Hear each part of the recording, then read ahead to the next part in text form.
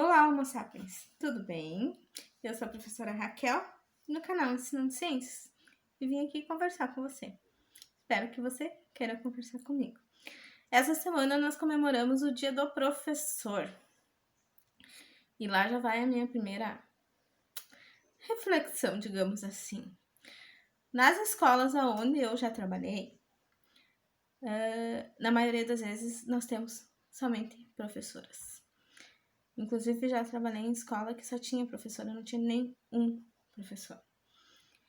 E quando tem, normalmente são em números muito menores. E nós continuamos comemorando o Dia do Professor.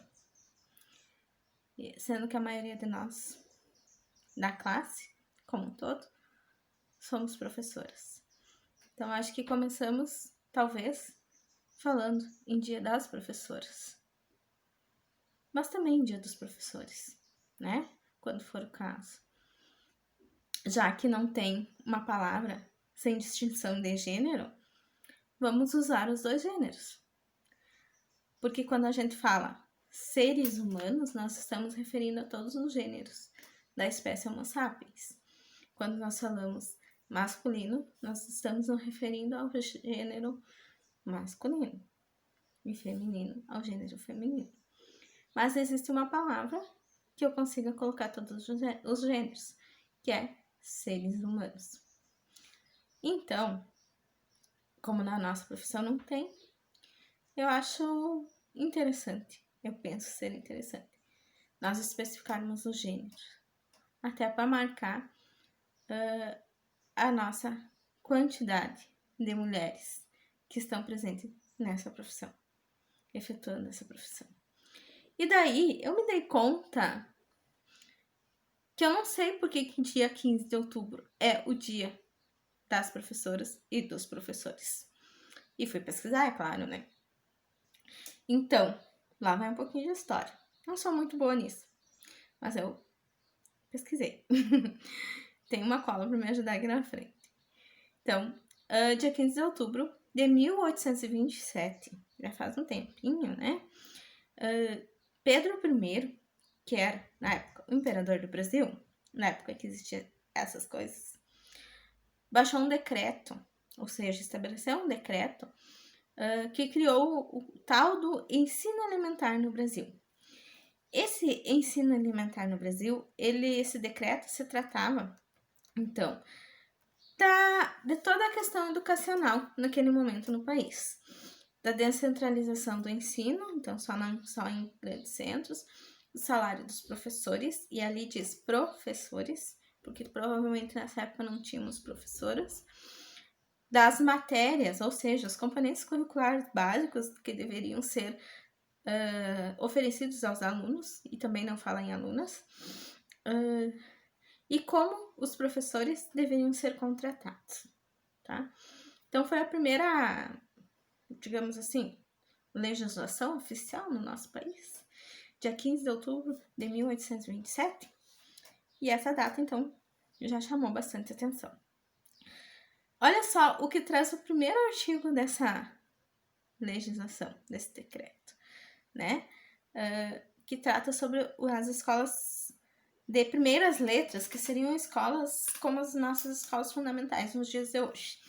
Então, já sai uma separação por gênero, que os meninos deveriam aprender leitura, escrita, as 4 operações de cálculo e noções de geometria prática. As meninas, o curricular é diferente, tá? Separado por gênero. As meninas não precisavam aprender geometria, porque menina não consegue aprender matemática, né? Deve ser isso. Naquela época, ainda bem que os tempos mudaram. E sim, aprender a costurar, bordar, cozinhar e economia doméstica. É claro que isso reflete o momento em que o nosso país vivia, né? Que é muito, olha só, é muito diferente do momento atual, né? Que nós não precisamos mais dividir o ensino por gênero, e sim por vontade de aprender e construção do conhecimento. Outra coisa interessante com relação à data do 15 de outubro é que em 1947, um professor paulista chamado Samuel Becker chamou a atenção que entre junho a dezembro haviam muito poucos feriados. Agora, acho que isso é um pouquinho diferente, pelo menos aonde eu moro. Tem bastante feriado no segundo semestre, muito mais do que no primeiro. Mas, enfim, lá em 1947, talvez não era assim. Então, tinham muito poucos feriados no período de junho a dezembro. E os professores precisavam, de alguma maneira, fazer uma parada. Então, ele convidou os outros professores, inicialmente, né, em São Paulo, a fazer uma reunião no dia 15 de outubro, que foi a data estabelecida, para repensar, planejar o restante do ano letivo. E ele teve uma adesão muito grande, né, inicialmente na cidade de São Paulo, e depois isso se espalhou pelo restante do país. Então, se estabeleceu, né, em função do Pedro I ter feito o decreto lá em 1827 e também do professor Samuel Becker também estabelecer 15 de outubro como uma data especial ou específica para algo relacionado aos professores e professoras.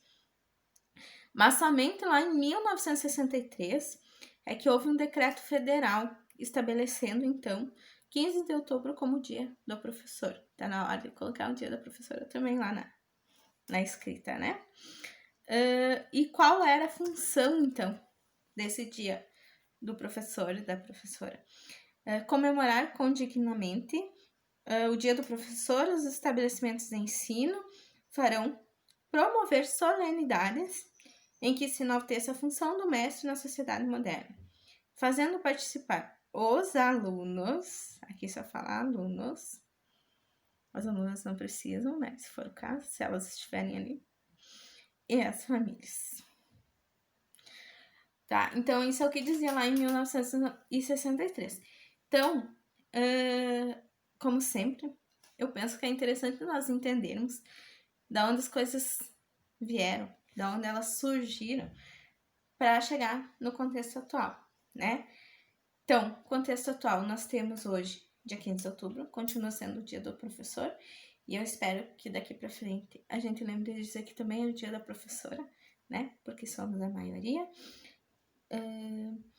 É um dia de rever, né? De rever e repensar a nossa profissão, e também aos olhos de quem não está inserido nessa profissão, de perceber o quão importante.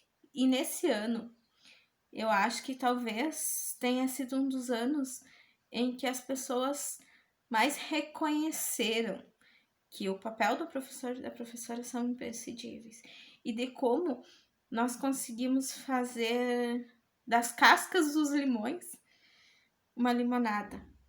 Às vezes não tão saborosa, mas a limonada sai, né? Eu digo isso com relação a todos os desafios que foram colocados à nossa frente como profissionais no ano de 2020 e como nós conseguimos, né, das mais diferentes formas, resolver esses desafios. Mais uma vez, eu sempre digo, não tem resposta e não tem fórmula correta para dar conta do fazer em sala de aula e muito menos do fazer de forma remota, que é muito mais difícil, porque o processo de interação às vezes não ocorre. Inclusive, também o processo de acesso não ocorre, né? Quando você tem acesso, acho que a primeira dificuldade é o acesso, né?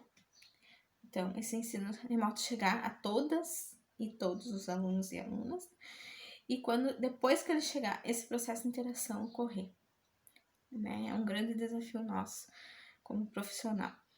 Mas eu acho que 2020 foi o ano de nós nos refazermos, reconstruirmos, juntarmos os nossos pedaços e nos tornarmos maiores do que somos como profissionais e imprescindíveis nessa sociedade em que vivemos, nesse país em que vivemos.